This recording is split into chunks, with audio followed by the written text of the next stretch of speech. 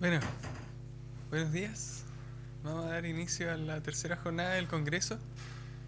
El día de hoy, que está destinado a Educational Development. El primer expositor que vamos a tener el día de hoy va a ser Patricio Navarrete. Patricio es ingeniero electrónico de la Santa María. Ha estado más de 12 años involucrado en robótica educativa. Inició un proyecto de talleres para escolares que actualmente es realizado por la Fundación Mustakis, donde llega a muchos estudiantes en colegios donde enseñan programación, tienen interacción con la robótica. Actualmente es director del Centro de Innovación en Robótica. Y bueno, Patricio nos va a contar un poco de los proyectos que están desarrollando y nos va a contar un poquito de robótica en el aula. Muchas gracias, Patricio. Adelante.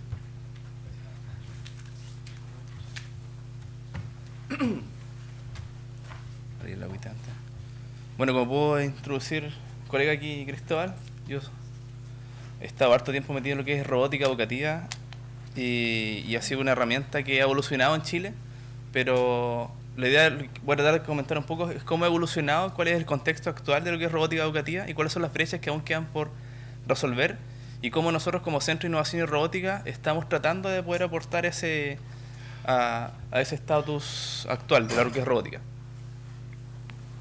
Entonces, bueno, como ya me presentaron, quizás esta diapositiva está de más, pero no queda de más comentar un par de cosas. Soy ingeniero civil electrónico, como bien dijo Cristóbal. Me especialicé en control automático, control de instrumentación, también en aplicaciones de desarrollo en Computer Vision. Actualmente trabajo en Honeywell, empresa multinacional, pero aquí en Chile Honeywell se encarga de la automatización de plantas concentradoras de cobre, específicamente con su joint venture Kairos Mining con Codelco. Es la encargada de realizar el control automático, control avanzado hasta instrumentación, en lo que es Codelco a nivel nacional. En mi expertise ha sido tanto en control y realización de aplicaciones de control avanzado, como ocupar también Computer Vision para poder extraer ciertas características de la minería para poder realizar control, tener como sensores un poco más inteligentes. En ese contexto, bueno, siempre me ha interesado la robótica y el contexto actual en Chile va enfocado en esto. La OCDE, no sé si conocen la prueba PISA de lo que lo realiza la OCDE.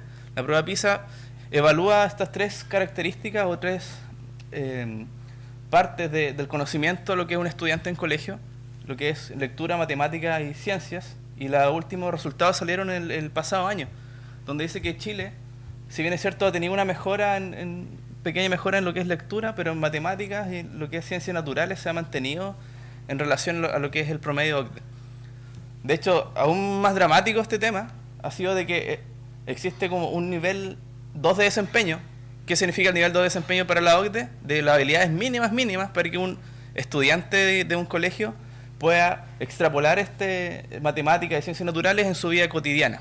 No se alcanza ese mínimo por un porcentaje de 31, 51, 35% en Chile.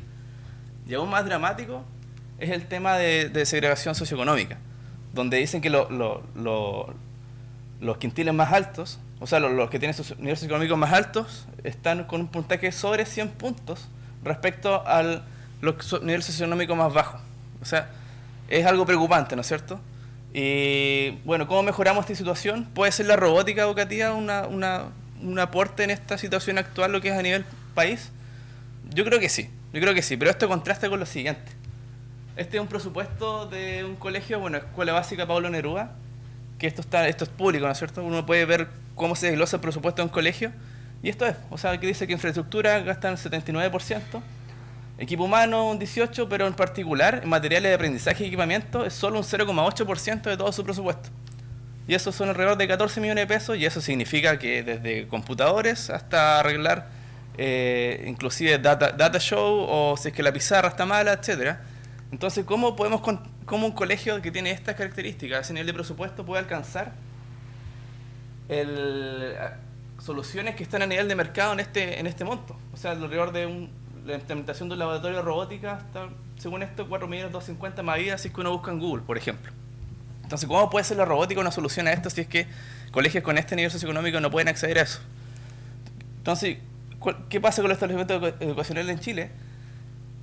Que no pueden acceder a esto, existen formas de hacerlo, y así es como también existen iniciativas que tratan de romper este tipo de brechas. Y esto es Innovación y Robótica Estudiantil, que nace como Centro Robótica el 2001, ya lleva hartos años en funcionamiento aquí en la universidad, y que es quien organiza este tipo de actividades, que se ha encargado tanto de desarrollo de robótica como difusión de robótica.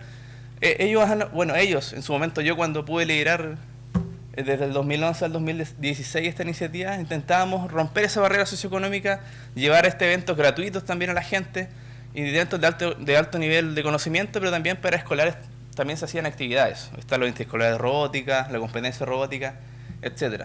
Y en este contexto esta iniciativa creció dentro de la universidad, que entiendo que todavía sigue siendo una de las más grandes a nivel universidad, con creo que alrededor de 10 proyectos activos. Y esto me sirvió en su momento cuando ingresé a la universidad para poder implementar este tipo de proyectos. Este era el contexto nacional cuando yo estaba en la media. Existían talleres como el que está inicialmente ahí, el que hacía el Centro de Robótica, ahora Innovación y Robótica Estudiantil, programación básica con NQC. Era un taller gratuito, pero era súper ñoño. Yo venía y me entretenía demasiado, era ñoño al nivel de que nos enseñaban programación en C. Teníamos certámenes dentro del mismo taller, imagínense un taller para cabros de segundo medio, con certámenes, con laboratorios que teníamos que entregar. Si es que no entregábamos nos ponían un 0. Y los certámenes eran de nota 0 a 100 y duraban 45 minutos, nos quitaban la prueba. Entonces había un estrés, una parte metodológica que quizás no conversaba tanto con estudiantes de colegio, pero a nivel técnico era muy elevado. O sea, en segundos medios aprendíamos a programar desde cosas básicas en C como variables hasta funciones un poco más complejas, el uso de estructuras condicionales lógicas, las básicas, pero también el uso de funciones, ¿no es cierto?, hasta y eso aplicado a robótica, ¿no es cierto?, line follower, etc. Era súper elevado. Asimismo, también en su momento existía la Universidad Andrés Bello, hacía los interescolares de robótica. El taller era gratuito, había una competencia a nivel nacional gratuita también, pero el nivel técnico no se le exigía tanto a los niños, entonces el nivel técnico era solo lazo abierto. Entonces había niños que se desmotivaban porque llegaban al máximo tope del taller y decían, bueno, yo estoy lo que más puedo aprender, y eso era. Y se desmotivaban un poquito. Y estaba el otro contraste, que era la First Level League, competencia a nivel internacional que tenía su homologación aquí en Chile, que la trajo Fundación Mustaki en su momento, y a través de Kirsten Engelmann, una asociada de la Fundación Mustaki, donde, si bien es cierto, existía un nivel de, no sé si llamarlo, parafernalia, donde ustedes pueden ver ahí, había como fiesta casi mientras uno hacía desafíos robóticos. El nivel de desarrollo de habilidades técnicas no era tanto. Seguía siendo lazo abierto. Básicamente, poder resolver desafíos robóticos era como encender los motores del robot y luego pararlos durante 3 segundos, y eso era ganar 100 puntos, por decirlo de alguna forma. Pero el desarrollo de habilidades blandas era muy bueno. O sea, había desarrollo de tolerancia a frustración, trabajo en equipo, poder exponer una cierta idea en frente a un público. Eso era súper bueno. Eso era el contexto cuando yo estuve en el colegio. De hecho, participé de estas actividades y me sirvieron bastante. Pero ya ingresando en la universidad, me ofrecieron la oportunidad de apoyar el taller que existía de robótica, este taller ñoño que yo les comentaba, y donde fue ayudante. Y eso fue el 2010, y ya para el año 2011 ese taller murió. Por temas casi políticos murió, no se siguió financiando. Y bueno, con Constanza aquí presente, que ingresamos el mismo año a la universidad, dijimos, oye, pero hagamos algo nosotros. Dentro de Innovación y Robótica Estudiantil, creamos el proyecto interescolar de robótica educativa, que de alguna forma juntaba la experiencia que yo había tenido en estas 3 instancias que les comenté, pero trataba de juntar lo mejor de estas 3 instancias. Por ejemplo, del tema de los talleres ñoños, nosotros no quisimos nunca bajar el nivel. Siempre los niños que pasaban por nuestros talleres, esta instancia, aprendían programación en código, aprendían a ocupar hasta funciones y trataban de cerrar el lazo con los sensores del robot. Pero también les dábamos la oportunidad que fuese gratuito, no era necesario pagar ningún tipo de membresía para poder asistir a los talleres. Y por último también tenía esta parte como festiva de poder tener la oportunidad de tener una competencia, poder estar bajo presión, poder frustrarse. O sea, imagínense un chico de primero medio que va a programar, hace un código y no funciona al momento de probarlo. Ese tipo de experiencias uno recién las vive en la universidad, como cuando uno va al certamen de Mate 1 y le va mal y le pega como el golpe en la cara de lo que es la realidad. Eso los niños estaban enfrentando ese tipo de cosas, pero salían airosos y podían mejorar ese tipo de habilidades. Y el taller consistía en talleres de 8 sesiones, 24 horas por un nivel, donde se hacían equipos de 3 integrantes, entre estudiantes de séptimo básico y tercero medio, donde había un facilitador de contenido, que era el que impartía las clases básicamente. Bajo ese contexto es que se pasaron de distintas tecnologías para poder escalarlo, porque esto en el 2011 iniciamos con 30 alumnos solamente, y levantamos fondos para poder comprar los típicos robots Lego Mindstorm. En ese entonces creo que justo estaba la transición de los Lego Mindstorm RCX a NXT. Y luego cuando fue necesario escalar esto, esos robots eran caros, alrededor de 300.000 pesos un kit. Después pasamos a tecnología Arduino, un poco de código abierto, donde si bien es cierto se mejoró la escalabilidad, pero estos robots son un poco menos robustos desde el punto de vista de manipulación de un niño desde quinto básico a tercero medio. En ese contexto es que se mejoró este tipo de talleres, se hacían sesiones los sábados, como pueden ver ahí. Bueno, ahí puse esta foto por un caso particular. Felipe Chacón, que se ve acá, él fue uno de los primeros participantes de los talleres que hicimos en el 2010. Aquí está Felipe siendo mentor de ese mismo taller porque él ingresó a la universidad luego de haber asistido como estudiante.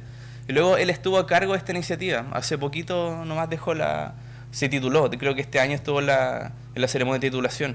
Entonces es un caso de éxito que nosotros vemos acá, donde Felipe estuvo igual que ellos. Yo estuve como en su lugar de Felipe y él tomó como la posta, por decirlo de una forma, para poder seguir con este tipo de actividades. Pero siempre se daban en ambientes de ese estilo, donde había un robot, donde había un equipo de 3 personas que intentaban resolver un desafío. Por ejemplo, aquí era necesario hacer el típico seguidor de línea, ¿no es cierto?, desde un inicio hasta un final, pero el robot además debía identificar, aquí no está, pero había unas cajitas que debería identificar y clasificarlas izquierda o derecha según una instrucción inicial. Es un código, si uno lo ve desde el punto de vista de ingeniería, súper básico, pero para un niño que está enfrentando un sexto básico hasta tercero medio, era complejo y los llevaba a frustrarse, pero le dábamos nosotros las herramientas necesarias para que salieran airiosos de ese tipo de desafío. Y así es que también se creció, se hacían eventos de este estilo, con nivel de producción donde se les daba la oportunidad a estos mismos niños de asistentes de los talleres poder asistir a competencias, que estuvieran ahí bajo presión y que tuvieran una sola chance de poder resolver el desafío y que no les funcionara el código, etc. Y esto escaló a un nivel nacional. Inicialmente 30 alumnos, como les dije nosotros, pero Fundación Mustakis, que es una fundación de beneficencia educacional, vio que esto tenía buena cara el 2013, si no me equivoco, del 2012 a 2013, y nos dijeron, oye, ¿qué pasa si trabajamos en conjunto y hacemos crecer esto? Bueno, y creció. Actualmente están 7 sedes en 5 regiones del país, con más de 10.000 beneficiarios al año 2020, acumulados, desde que comenzamos, y con inclusive participación internacional. A mí me tocó acompañar los equipos en la RoboCup, instancia internacional de competencia de este estilo. De hecho, existe una categoría de junior, que fue la que compitieron los chiquillos que llevamos de representantes, como también la categoría que conocen más la gente que las senior en general. Donde tuve la oportunidad de estar en Brasil, en Joao Pessoa, en China, en Hefei, y el RoboCup en Leipzig, en Alemania, con el fin de contrastar. Ya, nosotros estamos preparando niños, pero comparémonos con el resto del mundo. Y fue una grata sorpresa que nos fue súper bien como equipo. En todas las categorías, en todas las competencias se ganaron distintos tipos de premios, desde premios más técnicos a más de equipo. Y eso conllevó a que, una vez titulado, me quedara como el bichito de identificar las brechas. Ya, estamos bien, hemos crecido con el tema de robótica, pero aún falta más. ¿Cuáles son esas brechas? Principalmente la deserción y la escalabilidad de lo que son los talleres de robótica. En ese sentido es que mi memoria de título de ingeniero la enfoqué en hacer una aplicación que pudiese de alguna forma disminuir la brecha inicial de que un niño de quinto básico se enfrentara a un robot y no supiera cómo darle instrucciones. Si bien es cierto, los niños entienden que si yo enciendo los motores del robot, el robot va a avanzar, y que si después lo apago el robot se detiene, pasar eso a código, ese nivel de abstracción no lo tienen. Entonces cuando van a programar se frustran. Y si no les funciona, ellos están acostumbrados a que todo les funcione. O sea, la vida de hoy en día nos dice que está todo a un clic. En este caso no está a un clic, hay que ponerle un poco más de cabeza que funcionara. Pero sin embargo el pensamiento lógico sí lo tenían. Entonces yo lo que desarrollé acá Mi memoria fue hacer un lenguaje a nivel de pictogramas, que donde cada pictograma físico, esto se ponía en la pizarra, cada pictograma físico denotaba una instrucción de código. Y en este caso utilicé técnica de Computer Vision, pero en general era la extracción de características para poder identificar ese mismo elemento en la pizarra, que fuese invariante en escala, en rotación, etc. Y una vez identificado las secuencias de código, ese código se traducía al lenguaje del robot y era enviado inalámbricamente. Entonces el profesor, eventualmente, si quiere enseñar instrucciones de código básicas, hacía estas secuencias de código a nivel de pictograma, y eso se enviaba de forma automática a un robot que se movía en la mesa o en el suelo. Bueno, hay como un pequeño ejemplo de cómo eso se implementó en la memoria. Lo voy a adelantar para no darle la lata un poco. Que ahí, que estaba joven ahí está la secuencia que uno ponía en la pizarra, y al momento de escanear el código, bueno, esto está más lento realizado porque esto es lo que tuve que mostrar en la memoria. Iba identificando automáticamente qué cosas habían en la pizarra, ¿no es cierto? Y de alguna forma, una vez terminado ese diagrama, cada pictograma significaba algo. Por ejemplo, el primero girar a la izquierda, el segundo esperar, el tercero detenerse durante un cierto tiempo, después avanzar, después girar a la derecha. Ese tipo de instrucciones los niños lo tienen en la cabeza, pero al pasarlo al código, como mencionaba inicialmente, es difícil. Entonces ahí están las instrucciones que se mandaban de forma remota, etc. Entonces aquí vamos a poner... Y así es como la memoria, de alguna forma, vimos un potencial con los chiquillos que desarrollamos estos talleres en poder postularla a un FONDEF. ¿Qué es lo que es el FONDEF View? No sé si lo conocen, pero es una gran oportunidad de poder capitalizar tu trabajo de memoria en eventualmente formar una empresa o formar una idea que sea vendible. Eso conllevó a desarrollar el sistema un poco más a nivel de prototipo, porque por ejemplo ahí lo que yo mostré, eso estaba en mi computador, había una webcam conectada por USB, pero había un desafío siguiente, que era como traspasar eso a un sistema embebido. Por ejemplo, ocupar una típica Raspberry, o hacer un housing que fuese bonito para eventualmente un profesor, y realizar eso en un ambiente de sala de clases. Eso se logró hacer. Postulamos a este FONDEF, ganamos las dos etapas, tanto de donde ellos nos financiaron el llevar un modelo de negocio hasta la implementación como prototipo, y de alguna forma poder llevar esta idea a cabo. Se logró. Y bueno, ahora último, esta idea le dimos un giro conjunto al centro. Bueno, entre medio de esto se creó el Centro de Innovación y Robótica, que es instancia ya un spin-off de lo que es Innovación y Robótica Estudiantil, pero una instancia profesional donde ex alumnos que participaron en robótica en la universidad, con distintas expertices, pueden desarrollar proyectos ya, pero a nivel profesional. Entonces nosotros dijimos, oye, siendo ingenieros, ¿cómo no vamos a poder hacer algo para poder mejorar la situación de robótica hoy en día? Y es que postulamos al Fondo Concursal de Mustakis para la Innovación Educativa, donde propusimos la siguiente idea: hacer laboratorios remotos, pero de robótica. Actualmente, para hacer un taller de robótica, uno necesita alrededor de 10 robots, que en promedio puede salir 150.000 pesos o hasta 300.000 pesos. Pero la propuesta de valor de nosotros que mostramos acá es que con un solo robot tú puedes hacer la misma clase con 30 alumnos. ¿Cómo? Se preguntarán. Bueno, no sé todavía, que no lo hemos desarrollado. No, pero está la idea, están los prototipos, ha funcionado, de que la idea es poder remotizar los laboratorios. Que por ejemplo, si nosotros tenemos un colegio partner o una universidad partner, tener un laboratorio físico en el cual tú puedes hacer tu clase ahí, pero que tú puedas programar a distancia. ¿Qué identificamos nosotros en los talleres? De que los robots no se ocupan 100% durante todo el taller. Yo estoy programando y tengo mi robot al lado, y ahí está el robot sin utilizarse. ¿Cómo ese robot no puede ser utilizado mientras otra persona ya terminó su código? Esa es como la premisa. Y eso fue lo que nosotros planteamos acá, considerando, por ejemplo, un sistema de cámaras. Ahí está representado por una webcam solamente, pero la idea es tener varias cámaras que identifiquen qué está haciendo el robot.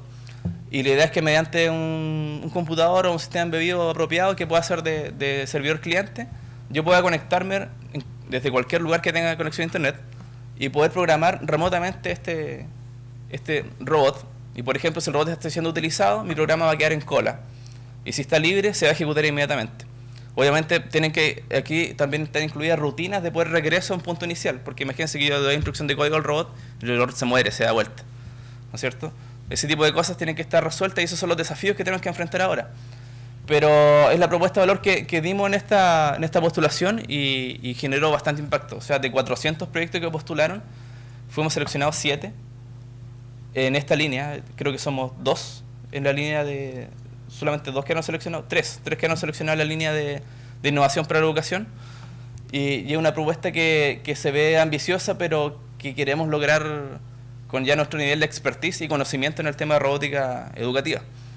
Donde, por ejemplo, aquí lo que veía, pues, existe un laboratorio que es el host, es el mismo profesor que hace clases en el aula de clase, tiene su kit físico y los chiquillos programan en sus computadores, ¿no es cierto?, directamente, y ellos se conectan a este laboratorio físico.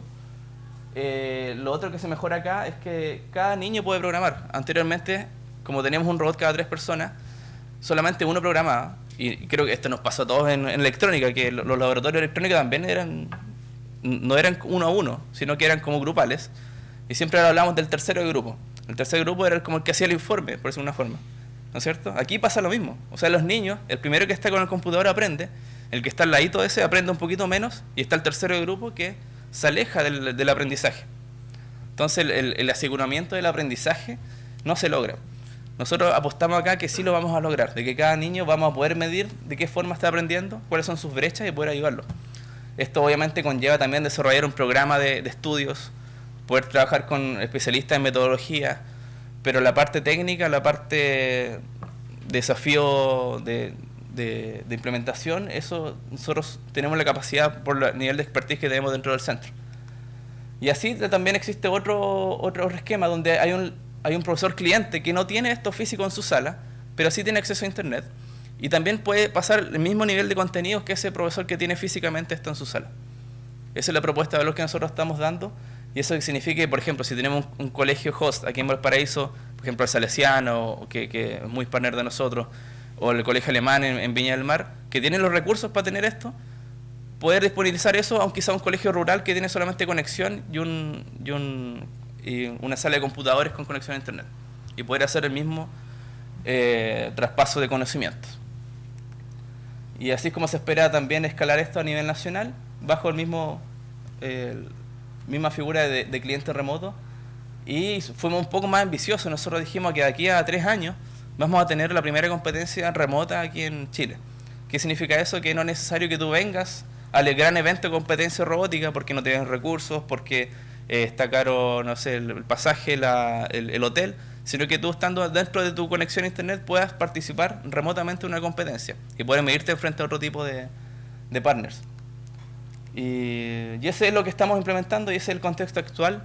Hice un overview desde los inicios, desde que yo vi el tema, desde el 2006 más o menos, hasta lo que es ahora. Bueno, eso ha sido mi presentación. Muchas gracias.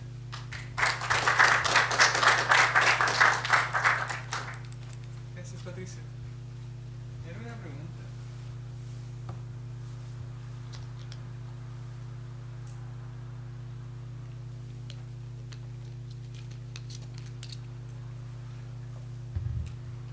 Pato, yo tengo una pregunta.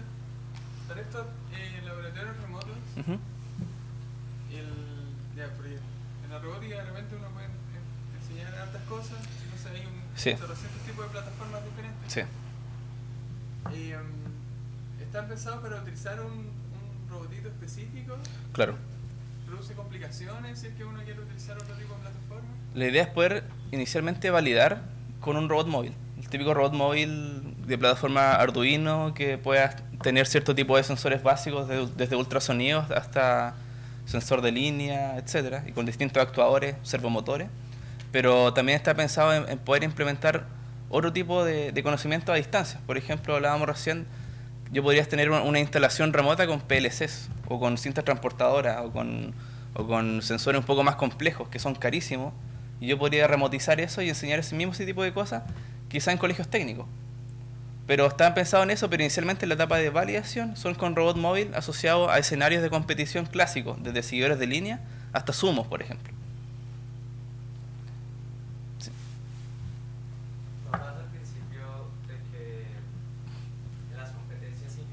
Claro. Todos los cursos se hacían de forma grupal y que desarrollaban ciertas habilidades blandas Claro. de tolerancia a la frustración y Sí. actividades grupales. Claro. Tú propones algo más individual, Sí. un aprendizaje más individual. Sí. Tal vez no dejaría de lado como estas competencias blandas que se desarrollan Claro. en otro tipo de actividades. Muy buena pregunta. Nosotros lo pensamos en su comienzo como que quizás íbamos a generar un impacto de que te iba a encerrar más en tu solución y menos interacción, pero eso depende de cómo esté hecho el programa. Por ejemplo, si la clase, imagínate que son 8 sesiones. Sesión 1, conocer el robot. Sesión 2, avanzar y girar, por decir algo. Sesión 3, etcétera. Dentro de la forma en cómo se hacen las clases, hay veces que es necesario hacer actividades grupales y hay veces que es necesario actividades de uno. Por ejemplo, lo que hacíamos en su momento es que separamos el curso en dos, por decirlo de una forma. El 2, ustedes van a ser ingenieros A y ustedes van a ser ingenieros B. Y se les da un desafío grupal, donde tenéis que mostrar, por ejemplo, una solución a nivel de código, una solución a nivel expositivo, así como, no sé, pues esto se podría implementar en una planta de reciclaje, no sé, darle ese tipo de contexto. Y el otro grupo, no sé, le da un desafío complementario a eso. Bueno, y la planta de reciclaje es necesario hacer la distribución mediante un robot. Entonces depende de la forma de programa de estudios, cómo tú puedes hacer que tengáis el espectro tanto a nivel individual como grupal. Y en este caso, este tipo de infraestructura, según si tú le das el contexto, también puedes hacer interacciones grupales, pero te da ese juego de piernas, por decirlo de alguna forma, ese grado de libertad de aprender tanto individual como grupal. Ese laboratorio remoto, Ujú. donde está el robot, ¿no sería también, bueno, en vez de estarlo viendo en una pantalla, Claro. tenerlo en forma física y cada uno que cumpla la misma función, cada uno se conecta y Claro. su código, pero todos están viendo en vivo cómo se mueve el robot? Exacto. De hecho, la propuesta, lo que nosotros hicimos es que existe dos esquemas, uno host y el otro cliente. En la parte host, tú sí vas a ver físicamente el laboratorio. De hecho, puede estar como incluso, si imagínate que un laboratorio es súper caro, puede estar cercado así como un acrílico, pero tú vas a estar viendo lo que tú estás programando. Va a estar ahí el robot y tú programas y ves lo que está ahí. Esa es la parte host. Pero eso significa un nivel de inversión mayor, donde hay colegios que sí lo pueden pagar. Pero aquí la propuesta de valor, más que eso en sí, es poder remotizar eso para que otro colegio cliente pueda conectarse a ese mismo laboratorio. Que es muy parecido a lo que pasa con ALMA hoy en día. El observatorio ALMA, los ingenieros no vienen, o los investigadores no vienen directamente a Chile al laboratorio, sino que se conectan remotamente a ver resultados, o tienen ciertas sesiones de 1 hora a la semana para poder ocupar ellos ciertas cosas y ese tipo de cosas. Pero esa es como la propuesta de valor. Pero conversa con lo que dices tú, o sea, también es mucho mejor tenerlo en vivo y poder sacarle el provecho. El costo es mucho mayor, es mucho el costo. Del laboratorio en sí, no es mayor que comprar 10 robots en vez de uno solo. No es mayor. Hemos sacado los cálculos y depende del alcance de lo que nosotros queremos darle a la actividad. Por ejemplo, no sé, si tú quieres hacer un laboratorio donde tienes que ocupar PLC, cinta transportadora, un brazo robótico, eso obviamente es mayor. Pero para este nivel de aprendizaje, donde es un robot móvil está del orden de 150.000 pesos. Y la parte yo creo que cara, entre comillas, es el desarrollo a nivel de HH que es necesario invertir para que funcione robusto el sistema. Más que comprar las paredes de acrílico, más que comprar el computador, el mini computador, etcétera. Entonces eso se va a financiar con este fondo, pero en sí nosotros apostamos de que esto sea asequible para cualquier colegio, idealmente. Gracias. La idea es que cuestionen esto porque nosotros tenemos que investigar. Bueno, ahora está en fase inicial. Claro. Esencial va a ser revisar si los aprendizajes son equivalentes cuando los chicos trabajan con robot físico Claro. con robot virtual. Exacto. El gran desafío es ese y la promesa de que el cabro que está quizás en no sé dónde, Sí. tiene una conexión a internet, no tiene acceso al robot, aprende exactamente lo Claro. mismo. El otro, no sé si Es un tema de alcance. Por ejemplo, la gracia de que tiene robótica en sí como disciplina es que es multidisciplinaria. Uno no puede definir robótica, se centra solamente en electrónica, en mecánica, en mecatrónica. Es un espectro gigante que va desde la programación hasta la construcción de un robot, hasta el uso de ese robot, hasta, no sé, llevar esa idea a exponerla de alguna forma, etcétera. De hecho, ahora está muy en boga el tema de inteligencia artificial, etcétera. Entonces, pero el alcance que tiene este tipo de talleres siempre se ha centrado no en la construcción de robots, sino que en la programación. y de alguna forma acotar ese alcance a después medir, por ejemplo, con una prueba. Oye, sabes que te voy a dar una prueba remota donde tú tienes que resolver este desafío y ver si eso se logró de igual forma remoto versus presencial remoto, sería como el gran contraste que podríamos hacer. Pero no lo vemos tan difícil, porque finalmente el ámbito que estamos tratando de enseñar nosotros es programación, básicamente. Aparte de la construcción. Porque Claro. la construcción había una- Sí, pues ahí se daría una brecha. Sí, sí, sí, sí. Sí. Estaba pensando que, base a lo último, entonces también se cumpliría, algo complementario sería hacer simuladores, ¿no? Exacto. De hecho, nosotros nos cuestionaron en su comienzo hoy, pero si esto lo pueden hacer en Scratch, en un simulador que ya existe. O mejorar el VREP, por ejemplo, hacer que tenga una parte como robótica educativa en vez de que enseñar a un robot exapo a caminar. Y es claramente una herramienta complementaria, lo vemos nosotros. Porque de alguna forma, tú cuando estás con un simulador, el hecho de poder ver que algo se mueve, pero a veces para un niño no es motivante. O sea, esa es la parte como difícil. Pero para el niño sería motivante pescar el robot, tenerlo en las manos y poco más romperlo. Pero eso tampoco es viable, ¿no es cierto? Y esta es una solución intermedia. Si bien es cierto, el niño está directamente en contacto con el robot, pero puede ver de que algo en otro lado. Quizás, imagínate que la idea de nosotros es implementar esto en todas las universidades de Chile. Imagínate que el niño diga, oh, ese es que yo día programé un robot que está en la Universidad de Chile.